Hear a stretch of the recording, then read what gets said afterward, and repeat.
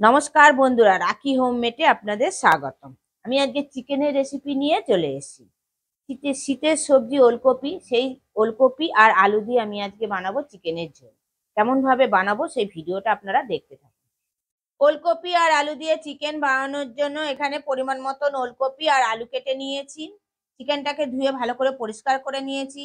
পরিমাণ মতন পেঁয়াজ কেটে নিয়েছি, দুটো কাঁচা লঙ্কা নিয়েছি, আদা রসুন পেঁয়াজ কাঁচা লঙ্কা একসঙ্গে পেস্ট করে নিয়েছি, টমেটো কেটে নিয়েছি, ধনে জিরে গুঁড়ো ফোড়নে দেওয়ার জন্য গোটা জিরে তেজপাতা আর শুকনো লঙ্কা, হলুদ পরিমাণ মতন, নুন নিয়ে নিয়েছি। আর রান্নাটা আমি সর্ষের তেলে করব। নুন রান্নায় ফিরে এলাম, গ্যাসটা জ্বালিয়ে দিয়ে কড়াটা বসিয়ে দিয়েছি। কড়াইতে আমি পরিমাণ মতন সর্ষের তেল দিলাম। আলু আর আমি ওলকপিটাকে হালকা করে ভেজে নেব। তেলটা গরম হয়ে গেছে, আমি আলুগুলোকে দিয়ে দিলাম, ওলকপিগুলোও দিয়ে দিলাম। হাফ চামচ হলুদ দিলাম আর 1 চামচ নুন দিলাম। নুন আর আমি হলুদটাকে ওলকপি আর আলুর সঙ্গে মিশিয়ে নিলাম। এবারে আমি মাংসটাকে ম্যারিনেট করে নেব। 2 চামচ আদা রসুন কাঁচা লঙ্কা পেঁয়াজ একসঙ্গে যে পেস্ট করে রেখে দিয়েছিলাম সেটা দিয়ে দিলাম। 2 চামচ আমি নুন দিলাম, হাফ চামচ হলুদ দিলাম, পরিমাণ মতন সর্ষের তেল দিলাম। এই মাংসটাকে ভালোভাবে মাখিয়ে নেব। মাখিয়ে নিয়ে আমি আধ ঘন্টা রেখে দেবো। ওলকপি আর আলুটাকে ভেজে নিলাম, ভাজা হয়ে গেছে, আমি তুলে নিলাম।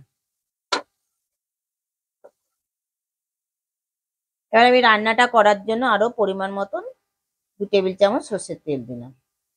তেলটা গরম হয়ে গেছে, ফোড়নে দিলাম হাফ চামচ গোটা জিরে, একটা শুকনো লঙ্কা আর একটা তেজপাতা।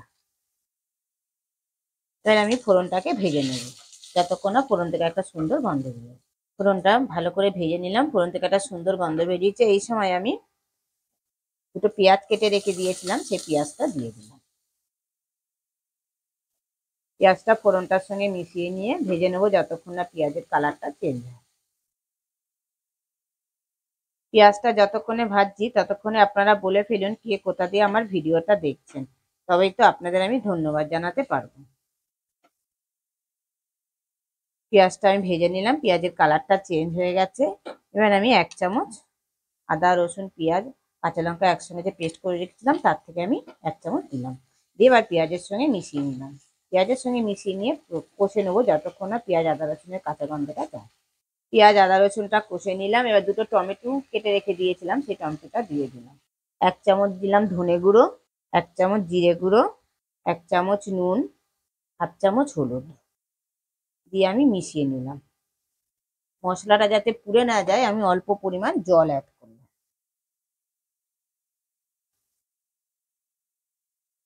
দিয়ে ভালোভাবে মিশিয়ে নিয়ে আমি 2 মিনিটের জন্য ঢেকে দিলাম।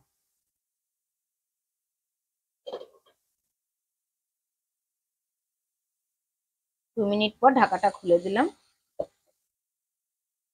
মশলাগুলো ভালোভাবে নাড়াচাড়া করে নিলাম, টমেটোটাও গলে গেছে। এবার যে আমি ম্যারিনেট করে রেখে দিয়েছিলাম আধ ঘন্টা ধরে মাংসটা দিয়ে দিলাম। মাংসটা দিয়ে আমি ভালোভাবে মশলাটার সঙ্গে মিশিয়ে নিলাম। 4 থেকে 5 মিনিট মাংসটাকে কষে নিলাম, মাংস থেকে জল ছেড়ে দিয়েছে। এবার আমি আলু আর ওলকপিটা যে ভেজে রেখে দিয়েছিলাম সেটাও দিয়ে দিলাম, দিয়ে মাংসটার সঙ্গে ভালোভাবে মিশিয়ে নিলাম।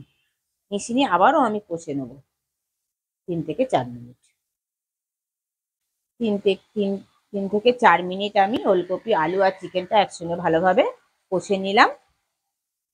এবার আমি ওলকপি আলু আর চিকেনটা সেদ্ধ হওয়ার জন্য আমি গরম জল করে রেখে দিয়েছিলাম, সেই গরম জলটা দিয়ে দিলাম।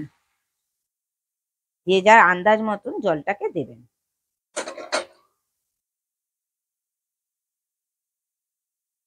জলটাকে দিয়ে আমি ভালোভাবে মিশিয়ে নিলাম। ফ্লেভারের জন্য দুটো আমি কাঁচা লঙ্কা অ্যাড করলাম। 10 মিনিটের জন্য ঢেকে দিলাম। 10 মিনিট পর ঢাকাটা খুলে দিলাম, নাড়াচাড়া করে দিলাম। চিকেন আর আলুটাও সেদ্ধ হয়ে গেছে। ওলকপি আর আলু দিয়ে চিকেনের ঝোলটা আমার অলমোস্ট কমপ্লিট। উপর দিয়ে একটু পরিমাণ মতন ধনেপাতা দিয়ে দিলাম। ধনেপাতাটা দিয়েও মিশিয়ে নিলাম। মিশিয়ে নিয়ে গ্যাসটা অফ করে দিলাম। আরো 2 থেকে 3 মিনিট আমি স্ট্যান্ডিং টাইমে রেখে দিলাম। 2 থেকে 3 মিনিট স্ট্যান্ডিং টাইমে রাখার পর ফিরে এলাম। চিকেনের ঝোলটা আমার পরিবেশনের জন্য কমপ্লিট। দেখুন বন্ধুরা, দেখতে কতটা লোভনীয় হয়েছে, তাহলে খেতে কতটা সুস্বাদু হবে। গরম ভাতের সঙ্গে খেতে তো অসাধারণ লাগবে, রুটি লুচি পরোটার সঙ্গে খেতেও অসাধারণ লাগবে। আপনারা ঘরে অবশ্যই ট্রাই করবেন, করে আমাকে কমেন্টে জানাবেন কেমন খেলেন। ভিডিওটা ভালো লেগে থাকলে কমেন্টে অবশ্যই জানাবেন, লাইক আর শেয়ার করে দেবেন। আর আমার চ্যানেলে কেউ যদি নতুন বন্ধু হয়ে থাকেন, চ্যানেলটিকে সাবস্ক্রাইব করে দেওয়ার অনুরোধ রইল। পাশে বেল আইকনটা প্রেস করে দেবেন নতুন নতুন ভিডিও দেখার জন্য।